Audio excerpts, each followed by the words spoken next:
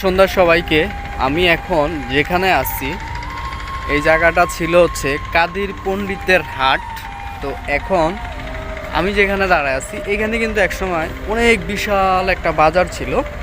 তো সেই বাজারটা কিন্তু একেবারে ভেঙে নদীর মধ্যে চলে গেছে। তো সেটাকেই এখন নতুন করে সংস্কার চলতেছে। এই হচ্ছে তার অবস্থা। এই বিশালভাবে মানে ব্লকের কাজ চলতেছে। দেখাই, ওই যে আমার পিছনে যেই লাস্ট ঠোঁটাটা দেখা যাচ্ছে, ওই যে এটা হচ্ছে হাজিরহাট।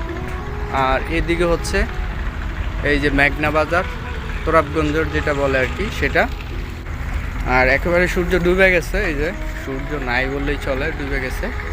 তো এখন নদী ভাঙে, একুল ভাঙে উকুল গড়ে, এই তো নদীর খেলা।